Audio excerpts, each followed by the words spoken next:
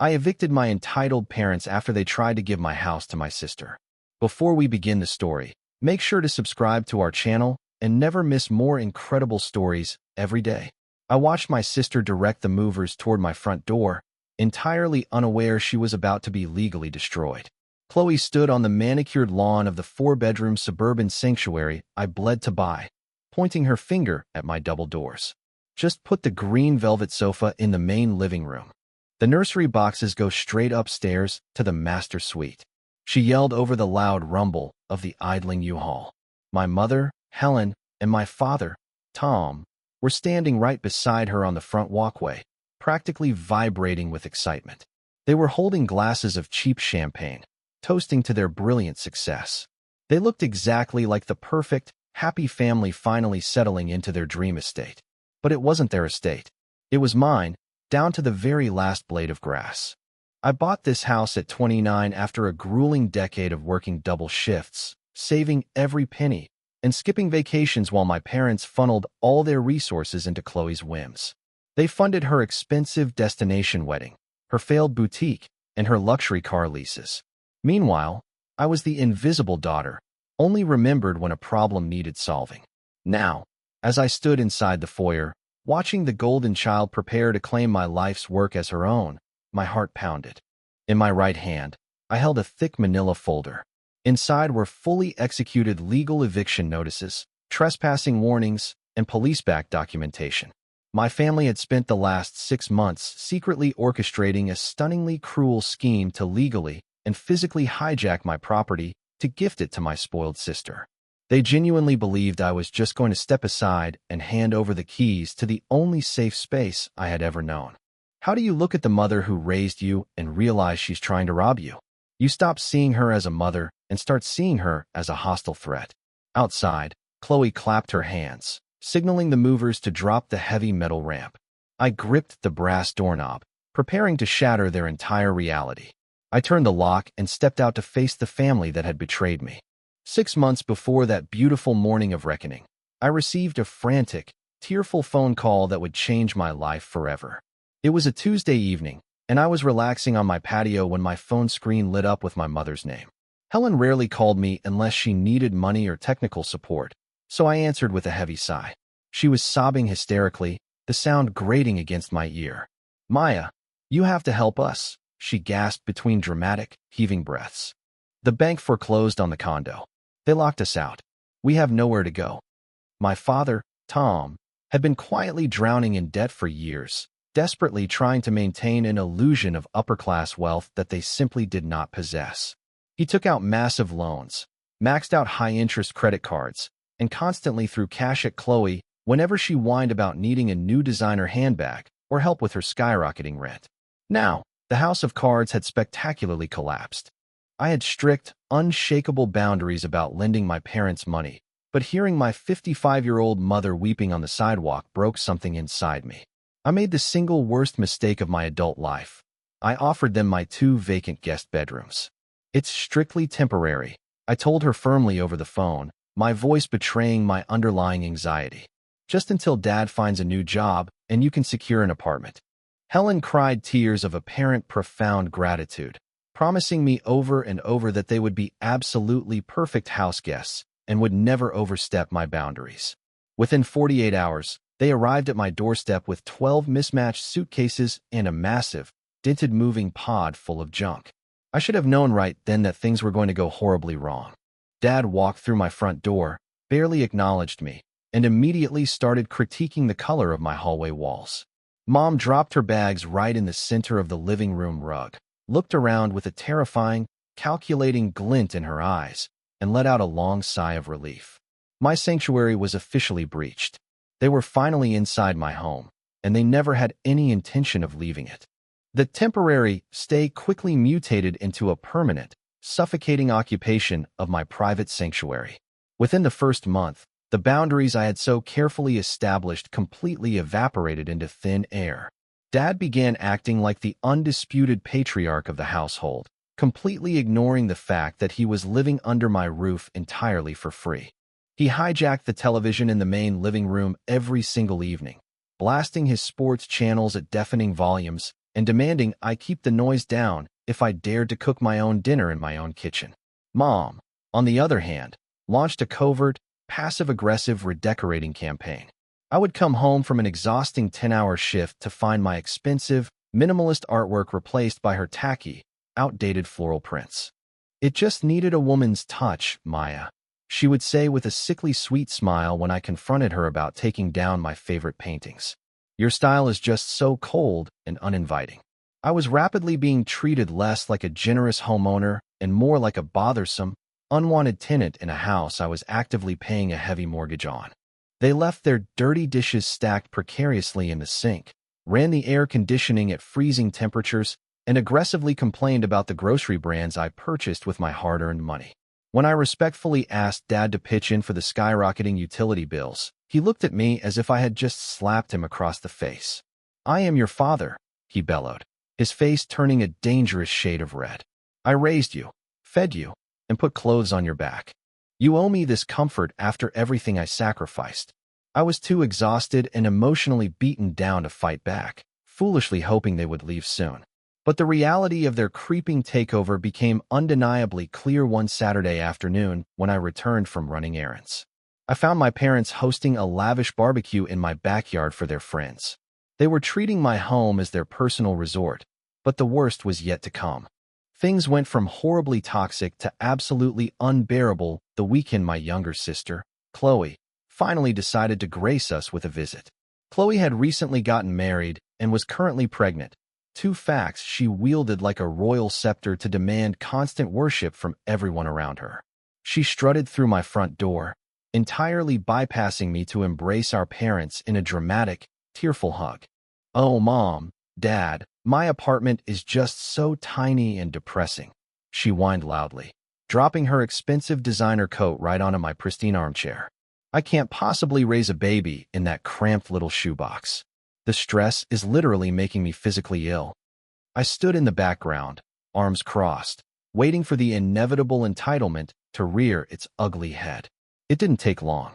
Chloe began pacing through my open-concept living area, running her hands over my expensive countertops and staring out the large glass doors at my perfectly landscaped backyard. "This space is completely wasted on a single woman," she casually remarked, turning to look at my parents as if I were completely invisible. "A growing family should be living in a beautiful house like this." Instead of shutting down her incredibly rude and disrespectful comment, Mom and Dad agreed with her a little too eagerly. "You're absolutely right, sweetheart," Mom cooed, stroking Chloe's hair affectionately. "It's a crying shame to see all these beautiful, spacious bedrooms sitting totally empty." My blood instantly boiled.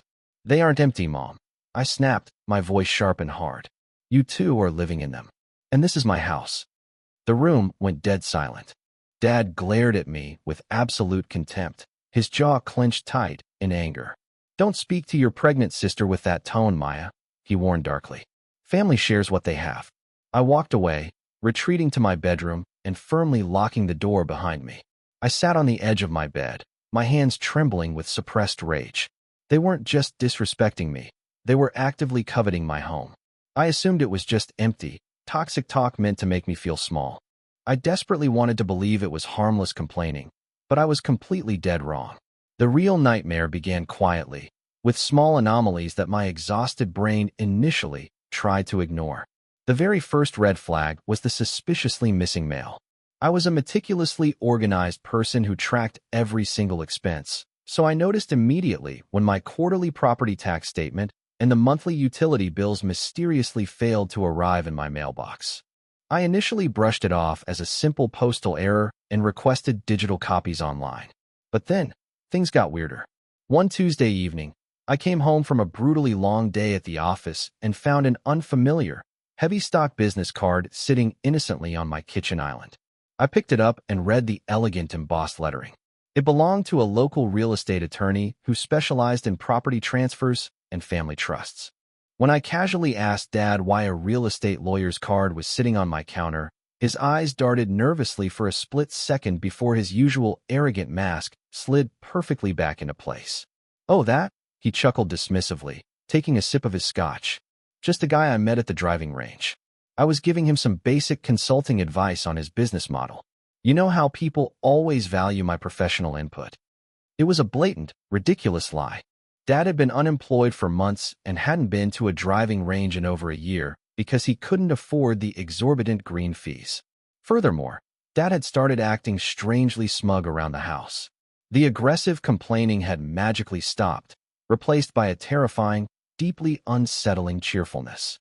He started measuring the dimensions of the living room and making bizarre, unprompted comments about the local elementary school district. He was acting exactly like a man who had secretly won the lottery and was just biding his time to claim the ultimate prize. My anxiety skyrocketed as I realized these separate, bizarre incidents were slowly forming a deeply disturbing picture. My missing property tax bills and the lawyer's sudden appearance were completely connected. I decided right then and there to stop ignoring my gut and start digging deeper. I had a discreet, high-end indoor security camera positioned in the main hallway, originally installed to keep an eye on my energetic rescue dog while I was working long hours. I rarely checked the cloud storage footage, but my creeping paranoia finally drove me to open the mobile app and scroll through the archived videos. Sitting alone in my locked car outside my office building, I started randomly fast-forwarding through the last 3 days of recordings.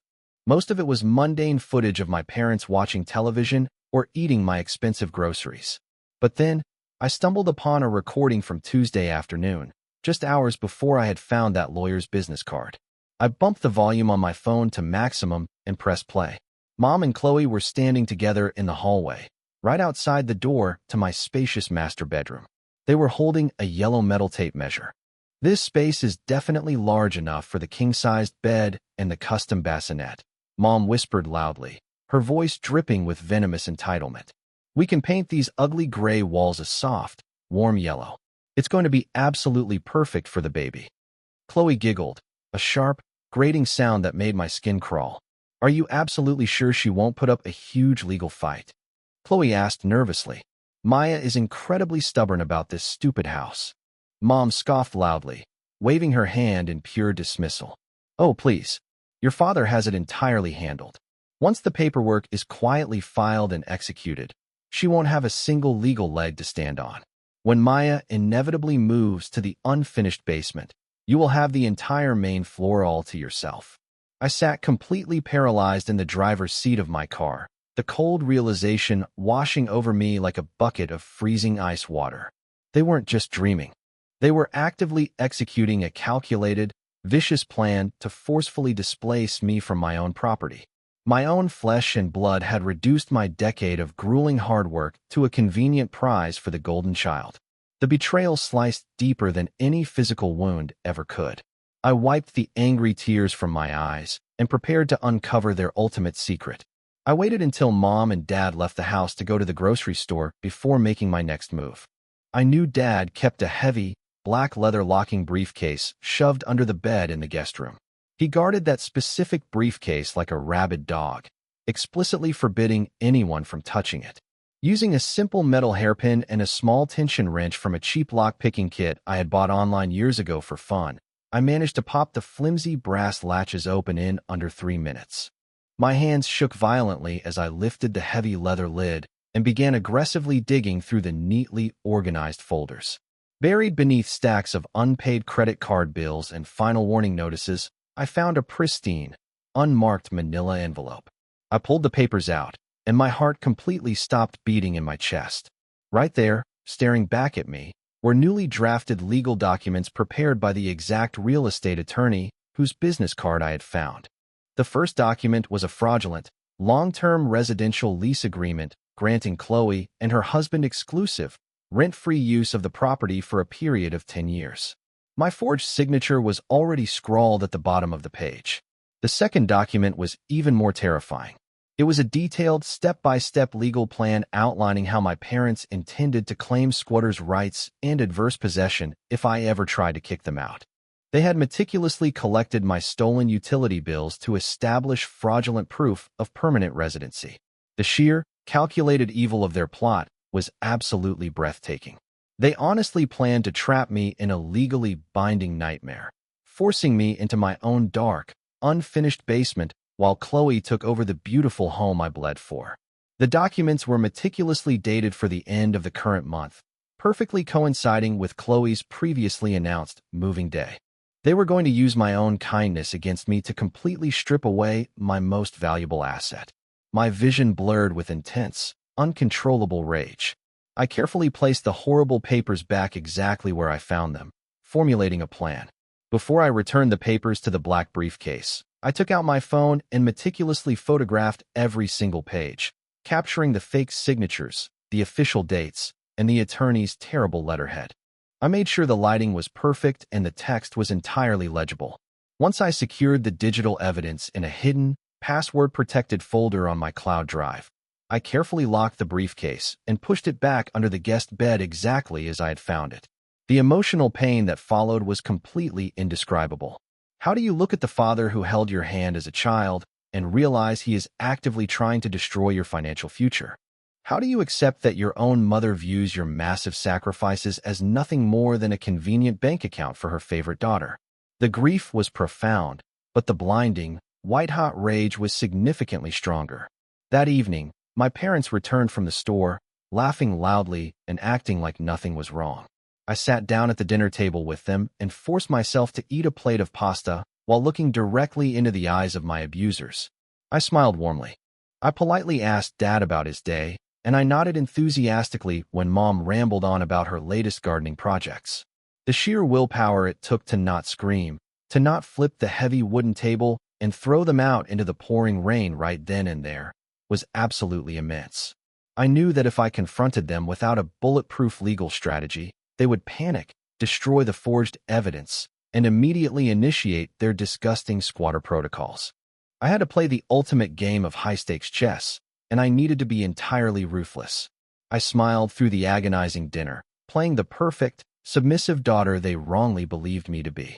They mistook my carefully calculated silence for pure weakness. They assumed I was entirely oblivious to the vicious trap closing around me, but they had absolutely no idea who they were truly dealing with.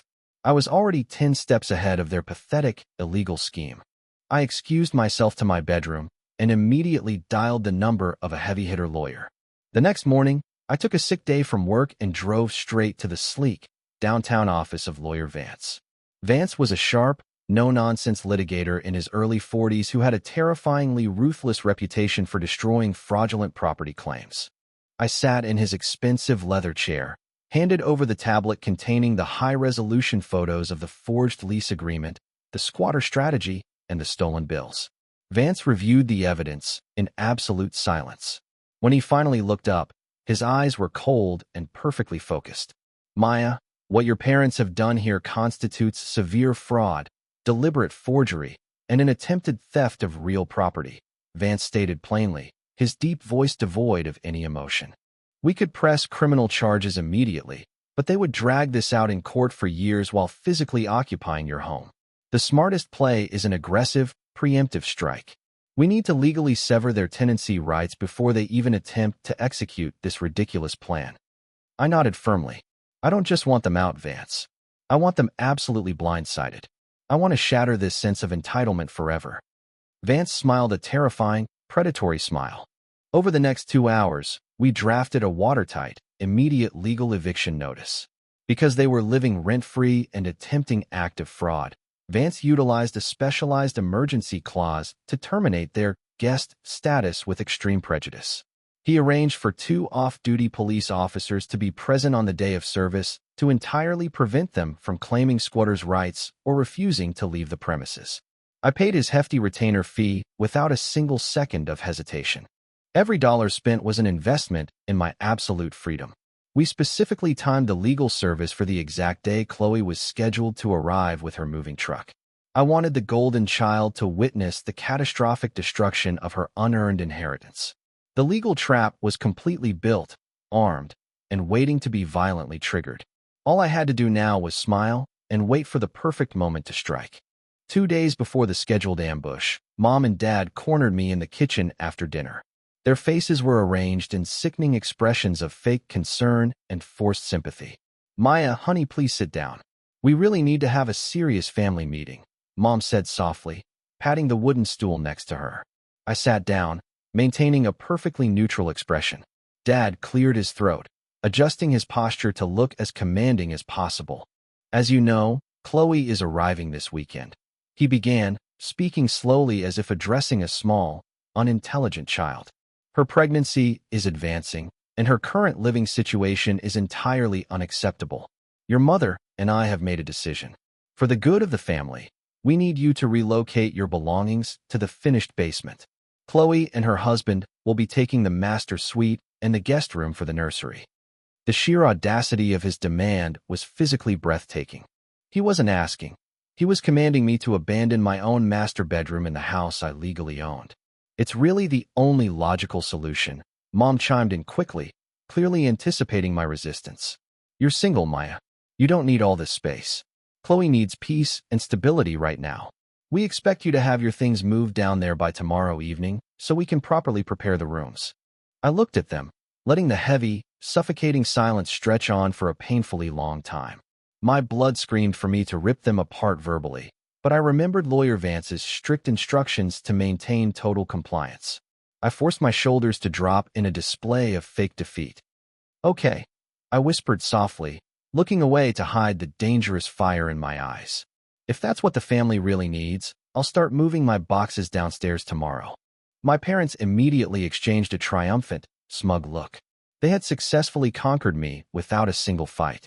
They genuinely believed I was the ultimate pushover, a pathetic doormat they could confidently walk all over without any fear of facing any actual consequences. They had absolutely no idea that my apparent surrender was actually the beginning of their end. I spent the next 24 hours meticulously executing the final, critical stages of my hidden plan. While my parents were out celebrating their perceived victory with a lavish lunch they couldn't afford, I rented a secure, climate-controlled storage unit across town. I quietly packed up my most valuable possessions, expensive jewelry, irreplaceable family heirlooms from my grandmother, crucial financial documents, and my favorite electronics, and safely transported them far away from the house. If my parents decided to throw a violent, destructive tantrum when the eviction notice dropped, my actual treasures would be completely safe. Next, I contacted a premium smart home security company. Under the guise of upgrading the alarm system for the new baby, I had a technician rapidly install brand-new, heavy-duty smart locks on all the exterior doors of the property. The beauty of these specific locks was that they could be instantly activated and reprogrammed exclusively from a secure app on my cell phone. The trap was now fully armed and completely invisible. I spent my evenings carrying random, empty cardboard boxes down to the basement, giving my parents the highly satisfying illusion that I was obediently following their horrific orders.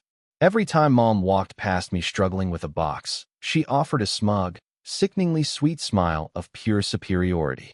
Dad strutted around the living room, loudly making arrogant phone calls to his friends, bragging about how he had successfully managed his difficult daughter and secured a massive, beautiful estate for his expanding family. He was entirely drunk on his own fake power. The emotional toll of playing the compliant victim was agonizing, but the anticipation of justice kept me highly focused. I meticulously reviewed the legal documents with Lawyer Vance one last time over a secure phone call, ensuring every single I was dotted and every T was crossed. The timing had to be absolutely flawless to maximize the psychological and legal impact on my toxic family. The morning sun finally rose on the day that would violently tear my family completely apart. Saturday morning arrived with bright, sickeningly cheerful sunshine. At exactly 10 a.m., a massive, brightly painted U-Haul truck aggressively turned onto my quiet suburban street, grinding its gears as it backed into my pristine driveway. Chloe jumped out of the passenger seat before the engine even fully shut off, letting out a loud, high-pitched squeal of pure joy. She was wearing a dramatic maternity dress and waving enthusiastically at the house. Mom and Dad immediately rushed out onto the front porch to greet her, their faces glowing with absolute triumph. Dad popped the cork on a bottle of cheap champagne, the foam spilling over the sides as they laughed loudly, celebrating their successful theft of my home. "Welcome home, darling," Mom shrieked, wrapping her arms tightly around Chloe's shoulders. The movers began violently rolling the heavy metal ramp down onto my expensive concrete driveway. I stood alone in the dark foyer, watching the sickening display of unearned entitlement through the narrow glass panels of my front door. My heart was pounding so hard I could physically hear the blood rushing in my ears. I took a deep, steadying breath, tightly gripping the thick legal folder in my left hand. I checked my phone screen. Lawyer Vance had just sent a single, confirming text message. I pushed the heavy mahogany door open and stepped out onto the porch into the bright morning light. Chloe saw me and immediately rolled her eyes in deep annoyance. "Maya, tell the movers to take the nursery furniture straight to the master bedroom," she ordered sharply, entirely ignoring the fact that she was speaking to the actual homeowner. "And I hope you cleaned the basement properly." I didn't say a single word to her. I simply stood my ground on the top step. Mom frowned, noticing the dark, uncompromising expression firmly planted on my face. "Maya, stop standing there looking miserable and go help your pregnant sister," she hissed angrily. I smiled, a cold, empty expression that instantly froze the champagne glasses in their hands. I raised my hand, and two large, uniformed police officers stepped out from behind the bushes. The sudden appearance of law enforcement hit my parents like a physical shockwave. Lawyer Vance confidently stepped out from behind the officers, wearing an immaculate, expensive suit and holding his own heavy stack of official paperwork. The joyous, celebratory laughter on the porch instantly died, replaced by a suffocating, terrified silence. Chloe dropped her designer purse onto the concrete, staring wide-eyed at the badges. "Maya, what the hell is this?" Dad barked, desperately trying to maintain his authoritative facade, though his voice cracked noticeably. I walked slowly down the porch stairs and firmly shoved the manila folder directly into his chest. "This is a legal, immediate eviction notice, terminating your fraudulent residency effective right this exact second," I stated loudly, making sure the movers could hear every single word. "And it's accompanied by a formal trespassing warning." Mom let out a horrified, gasping shriek, physically clutching her chest as if I had stabbed her. "You can't do this. We are your parents. You have no legal grounds," she screamed hysterically. Lawyer Vance stepped forward, holding up high-resolution printouts of the forged lease agreement and the squatter strategy document. "You committed severe legal fraud and attempted property theft, Helen," Vance said in a booming, authoritative voice. "Your guest status has been legally and permanently revoked." I turned to face my sister, who was standing frozen by the U-Haul ramp, completely pale and shaking. "Chloe," I said coldly, pointing my finger directly at the street. "You have exactly 5 minutes to get that pathetic rental truck off my property, or the officers will arrest you for severe criminal trespassing." The epic, screaming meltdown that immediately followed was a terrifying display of pure, unhinged entitlement. Dad completely lost his mind, screaming terrible curses at me and aggressively lunging forward, only to be violently shoved back by the two unsmiling police officers. Chloe collapsed dramatically onto the grass, fake sobbing loudly and claiming I was trying to murder her unborn baby. They were finally facing absolute ruin, and there was no one left to bail them out. The officers did not tolerate my family's chaotic theatrics for a single second. With their hands resting warningly on their belts, they forced Mom and Dad back inside the house to aggressively pack their belongings under strict, unblinking supervision. They were allowed exactly 3 suitcases each. The rest of their hoarded garbage would be left on the front curb by a junk removal service I had already paid for. The entire neighborhood watched in stunned silence as my arrogant father and manipulative mother were forcefully marched out of my front door, publicly humiliated and entirely broken. Chloe, realizing her free luxury mansion was permanently gone, screamed horrific threats from the passenger seat of the U-Haul. "I will ruin you online. I will tell the entire family what a psychopathic monster you truly are," she shrieked as the truck wildly peeled out of my driveway. I simply waved goodbye. 10 minutes later, as my parents sat crying on their suitcases on the public sidewalk waiting for an Uber they could barely afford, I executed the final, brutal phase of my revenge. I opened the massive extended family group chat on my phone, which included all aunts, uncles, and grandparents. I uploaded the high-resolution photos of the forged 10-year lease, the squatter strategy, and the formal eviction notices. I added a single, simple caption: "For anyone wondering why Tom and Helen are suddenly homeless, Here is the legal proof of how they tried to steal my property. My phone instantly exploded with notifications, but I aggressively silenced it. The smear campaign Chloe had desperately promised was completely dead on arrival. Total, deafening silence descended upon the toxic abusers. The truth was out, fully verified by undeniable legal documents. There was absolutely nowhere left for them to hide. No more lies they could spin to manipulate the relatives. I locked the front door, activated my new smart locks, and breathed in the scent of absolute victory. The toxic cancer was finally removed from my life, but my emotional healing was just beginning. The immediate peace of a quiet, empty house was both intensely beautiful and terrifyingly strange. That first night, I sat alone in the center of my immaculate living room, listening to the absolute, uninterrupted silence. There were no booming televisions, no passive-aggressive complaints about my decor, and no dark conspiracies being whispered in the hallways. I had successfully defended my sanctuary, but the emotional cost was undeniably heavy. I immediately enrolled in intense trauma therapy to help process the profound grief of officially mourning the loving, supportive family I never really had, and finally accepting the treacherous one I was actually born into. My therapist helped me understand that my parents' toxic entitlement was a deeply ingrained disease, one that I could never cure with generosity or financial assistance.